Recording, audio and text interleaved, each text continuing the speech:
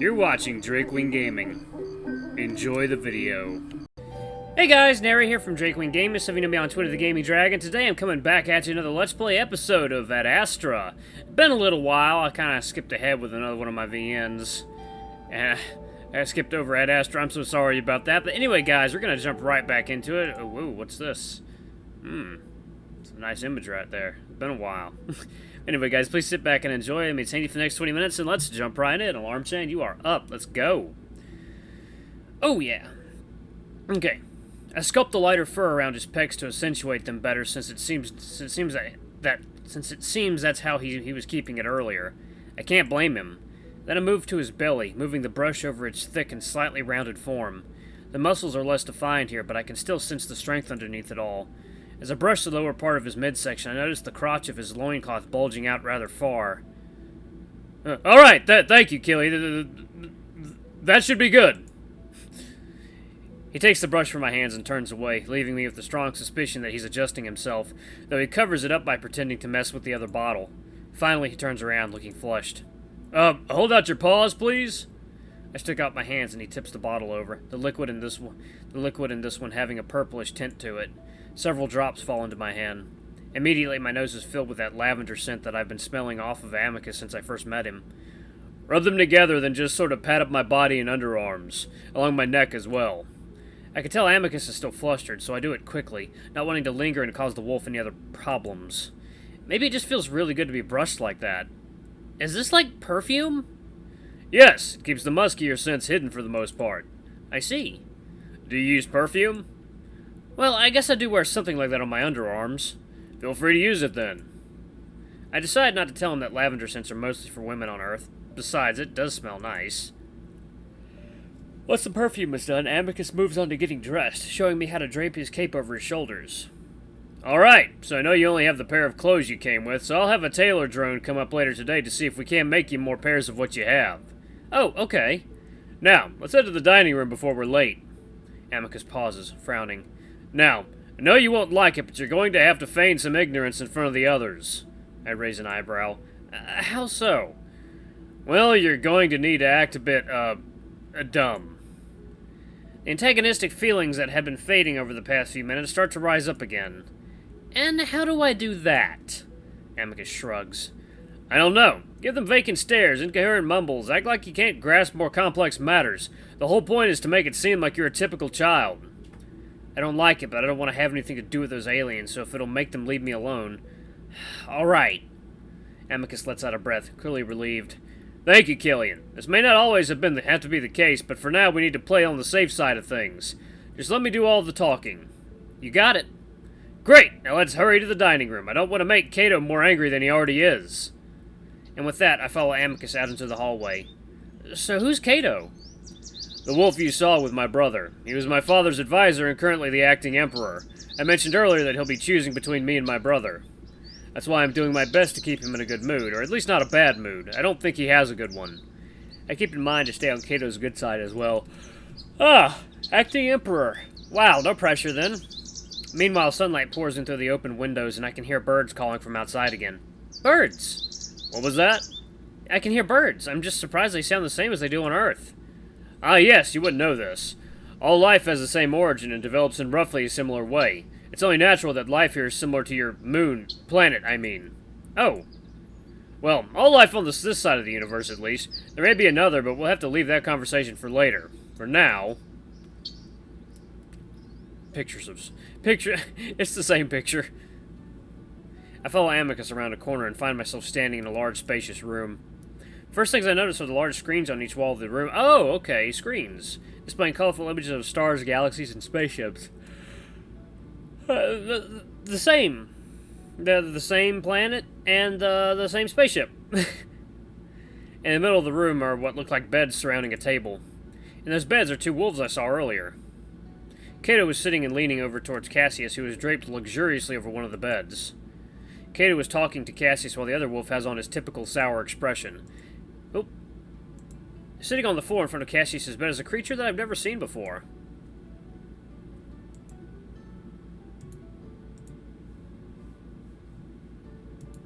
Aww. That one looks adorable. It's definitely not a wolf, more feline-like. Cassius has his paw on its head, idly scratching it while he listens to whatever Cato was saying. Oh, that's his pet. He sees us and abruptly stops, sitting up. Cato stops talking and looks over at us. You're late. And good morning to you, Cass. And to you too, Cato. Alexios. Amicus turns to Cato and the small cat creature, bowing to both of them. Good morning. Morning, Amicus. The cat, Alexios, nods at Amicus with a smile. At the same time, I see Cassius tug on the gold collar around his neck. It isn't very much, but Alexios immediately drops the smile from his face, looking down. Oh. How many times do I have to tell you not to acknowledge him, Amicus?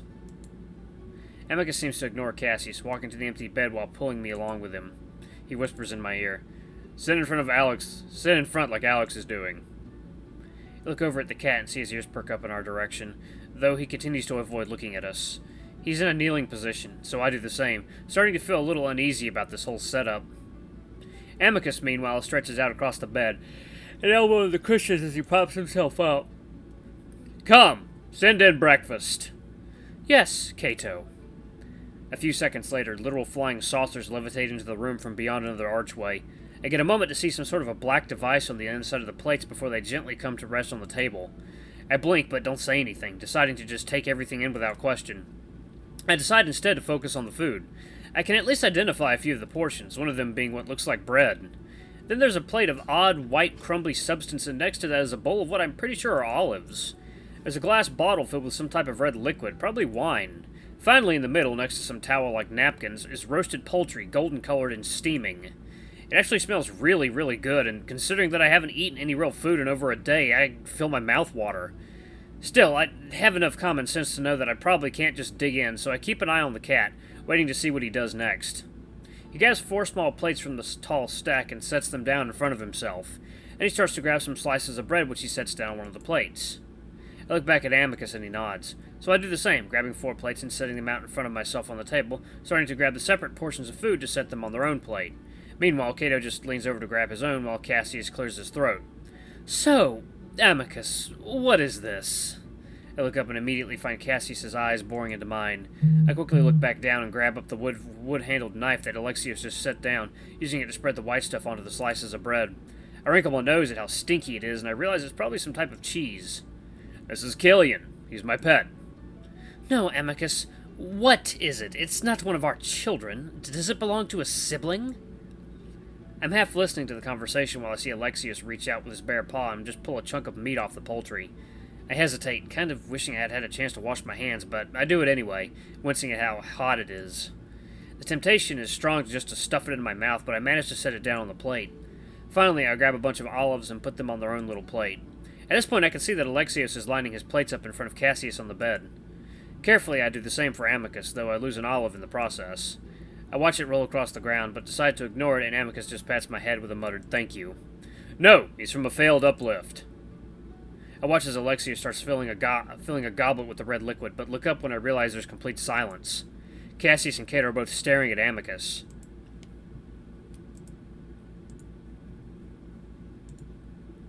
I look back at him and see that he looks pretty calm, though I can see him picking at his claws. Are you serious? Yes. Well, why? He's a barbarian! Because I've decided the abandoned children deserve to re-establish regular contact. If we're to unite the Chemians, then we also need to unite ourselves. I start filling Amicus's goblet as I feel his eyes on me. Child or not, having a pet like this will show the Chemians my intentions. Cassius scoffs loudly, popping an olive into his mouth and chewing it vigorously. Masterful stunt, Amicus, but you still stole Father's ship to get there. Using stretch tech without authorization from the Emperor is a violation of the law, is it not, Cato? I hand the goblet to Amicus, silently wondering if the wolf is going to be thrown in jail my first day here. What would happen to me then? Still, Amicus looks calm when he sees my wide eyes, and when he sees my wide eyes, he just winks. It could be, but there is no Emperor, is there, Cassius? Cato finally lays back, his small plates heaped high with food. He turns his head back to Amicus. Are you saying you piloted the ship to the outer reaches of our empire? Voice commands only work for the Emperor, if I'm not mistaken. That is correct. I learned to navigate the ship on my own. I was also able to communicate with their people, negotiate, and sign a contract with him. This is why I start to hear Amicus's voice falter. I actually do believe now that he doesn't lie often, because it's clear that he's so bad at it. I copy Alexios and return to my kneeling position next to the bed, then switch to a cross-legged one when my knees get too sore. Cato watches from his bed silently, and again I feel unnerved at the feeling that he might be looking at me. Fascinating. Cassius curls his lip back. Fascinating? He used the stretch drive. He's going to get away with it because Father is dead? What does that make all of the other laws? Can a beggar now steal from the market because there is no authority to tell him not to? Can a child rebel from the Empire because there's no emperor to tell them? Quiet, Cassius. You know the circumstances as well as I do. Cassius snaps his mouth shut with a huff, turning his attention back to his food, which he starts to pick at. The conversation seems to stop there, and I wonder if Amicus is in the clear. Well, Cassius sure seems indignant. I get the feeling that Amicus wasn't in any danger in the first place. I guess being the Emperor's son has its perks. Could you give me some more of the Azure, Killian? I look over the table for a moment in confusion. What's that? I try to keep my voice low, but that's when Cassius suddenly yowls, clapping a paw to his head. Oh gods, it doesn't speak the language! I look between Cassius and Amicus in confusion. Of course not, they were abandoned. Most of the abandoned still speak the language. How far away is his home star? Roughly 50,000 light years. I don't care! Don't have it speak again. The last thing I need is a headache from the lingua, manually translating everything he says. It's barbaric. I don't know if he's calling the headache barbaric or me. Probably me. Upload its language to the Nexus before you let it out in public again, Amicus. I decide I don't really like Cassius. He's talking about me like I'm just a piece of property. Then I feel Amicus's paw on my shoulder for a moment, giving a soft squeeze before pulling back again. The conversation topic then shifts to stuff I don't really understand, mostly politics and the Chemians, whatever that is. Despite their fight earlier, Amicus and Cassius are pretty animated in their conversation. Amicus keeps sticking empty plates in my face, indicating that I should refill them. It's clear that I'm not going to be eating while the wolves are, and I feel my irritation grow. I'm not a servant. I didn't agree to this, and even if this is supposed to help me blend in, I can't help but feel like Amicus could have put me in a better position than this. Virginia sent me a letter last night saying that she'd be bringing back a Chemian tomorrow. He got trapped here after the stretch drive depletion. Oh? He wasn't able to return on the retrieval ship? He was on an Anarchus at the time, so it took him several months to get back to Adastra. He's going to be our guest until the next ship arrives. I think it would be quite interesting to see one in person. Who can say they've met two siblings? Cassius reaches down and starts stroking Alexios' head fur. The green and gray cat closes his eyes, smiling and purring. I watch this for a moment, then freeze up as I feel Amicus's paw on my head. He starts to gently scratch his blunt claws into my scalp, ruffling my hair around. It actually feels really good, but knowing what he's doing gets me pissed off all over again.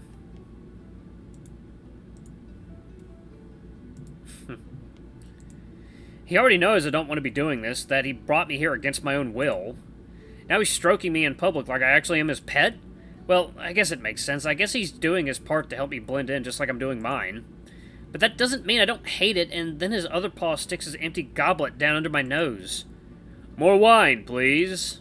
I let the goblet hang in the air for a moment, then take it and reach out robotically for the heavy wine bottle, getting up on my knees to better pour it into the empty goblet. I fill it up as Amicus continues to stroke me. I'll bet even fewer could say they've met an abandoned species, wouldn't you think? Cassius glares at Amicus, and I glare at the wine. I try to remind myself that this is just to help get me home. Or maybe he actually is just showing me off because he likes how he's getting under Cassius's fur. I turn on my knees to face the wolf and hand back his goblet, noticing how full it is, the wine almost sloshing over the rim. Amicus reaches out for the goblet. My fingers twitch, then I feel the goblet slip out of my hand, watching as it seems to fall in slow motion onto its side on the bed. The wine shoots out in a red gush, splashing across Amicus's lighter furred front. Da! The wolf gasps, sitting up suddenly as the wine pours down his chest and stomach and onto his pants. Damn! Meanwhile, Cassius bursts out laughing behind me, snorting obnoxiously. Maybe there's a reason so few have ventured out to meet them, Amicus. I see Alex staring at me, but when I meet his eyes with him, he looks down. Amicus reaches over me for one of the towels, glancing down at me as he does. I try to keep myself from smirking, but I think I fail. He pauses, staring at me in astonishment, as I guess he realizes I did it on purpose. He doesn't look angry, though, and instead grabs up the towel and starts patting down his front, the fur still stained a dark maroon color. What are you doing, Amicus? Cassius has finished his laughing, and I look over to see him staring at us. What do you mean, what am I doing? I'm cleaning up the mess. Amicus growls at Cassius, continuing to pat himself down. Dear gods, you really don't know how to do this. Punish it. Cassius lazily flops his paw in the air in a slapping motion. I snap my gaze to Amicus, glaring again. What? No, I can't do that. Why not? It's in the contract. No physical punishments, just like Alexios's. What? You heard me. Alexios is a sibling. It's barely even a child. He is mine and none of your business. Punishment is the only way to teach the lesser species, Amicus. He looks at me. You, creature, up. I'll hit you instead. Cassius! I jump, so does Cassius, ears ringing as Amicus's deep voice bellows over me. Meanwhile, Cato just lounges in his bed, listening, or maybe not. I'll make this very clear right now. You are never to lay a paw on him, or give him orders of any kind. Cassius, having recovered, raises an eyebrow at Amicus. And if I do, brother? Amicus's fur starts to lay flat on his shoulders again as he shrugs. I'll punch you. What? You can't do that. We're not pups anymore. And if you call him it again, I'll do the same. Cassius seems to choke for a moment. What in the world has gotten into you, Amicus? He looks at the older wolf. Cato? Yes, Cassius?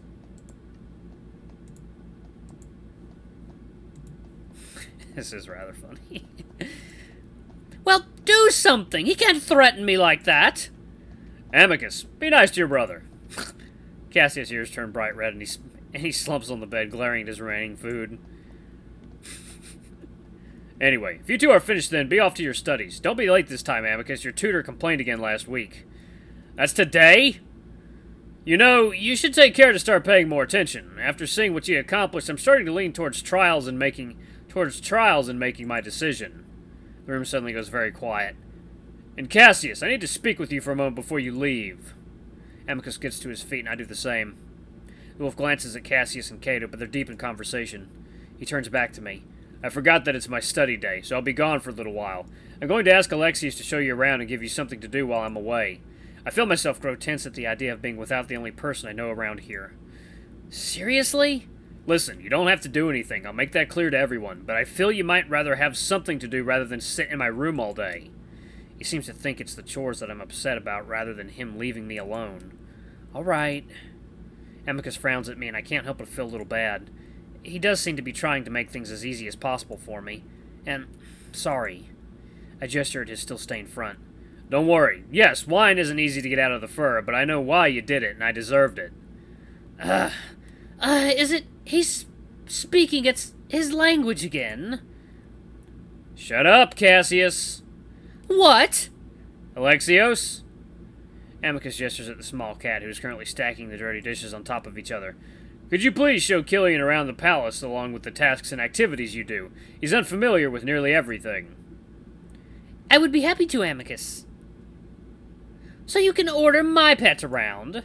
Cato, standing over by the doorway and clearly eager to leave, sighs. Enough! Try to be reasonable, Cassius. Now both of you be off to your studies and a quick shower for you, Amicus. Amicus grumbles and starts to turn away, then turns back to me, resting a paw on my shoulder. I'll be back towards the evening. The big wolf pauses as if wanting to say more, but leaves me with a simple, I'll see you then. And with that, he gives me a little wave and another wink before following Cassius and Cato through the archway. Just as Amicus leaves, Cassius pauses to give me a sour look. Then again, most of his expressions are pretty sour, but it still makes me uncomfortable. Then I'm left alone with the cat. I feel an odd sense of loneliness at seeing Amicus just leave like that. It's like my mother just dropped me off at preschool or something. He's the only one that's been treating me like an actual person. Mostly, at least. I hear the small sound of someone clearing their throat behind me. Hello. The small cat smiles at me pleasantly, his paws clasped neatly in front of himself. I say he's small, but he's really about the same height as me. It's just odd seeing another alien that's my size when I almost always have to look up at the wolves. Hi. I see Alexios' left eye twitch and he raises a paw to his head. Oh dear, this is going to be an interesting day. Is something wrong? More twitching. Just my lingua. It will take a while to learn your language, but it gets better the more you speak. So if you don't mind, I'd like to know more about you. I'm very curious. Amicus told me to act dumb, so I try to figure out how I might do that. I fix a distant look on my face. Far away! Alexios blinks and giggles. Oh! We both stand there awkwardly for a moment before he gestures at the table. Well, why don't we have a seat? We eat their leftovers when they've finished. The cat moves over to sit on Cato's bed, reaching out for his own small plate. I'm reminded of how hungry I am, so I quickly do the same, choosing to sit on Cassius' bed since Amicus is covered in wine. Will this food agree with your stomach? I think so. It actually looks kind of like some of the stuff I eat back home. I mean, it's basically olives, bread, and meat. I point to each of the dishes. Alright, I'm gonna pause it right here. Thank you guys so much for watching. We got to meet another interesting character, and I fucking love his design. He is super adorable. Oh, I have a feeling Alexios is going to be quite the good boy. Anyway, guys, thank you so much for watching. Don't forget to like, comment, subscribe, ring that notification bell. Leave a super thanks if you can. It always helps. And until the next video, I love you all. I'll see you next time. Bye-bye!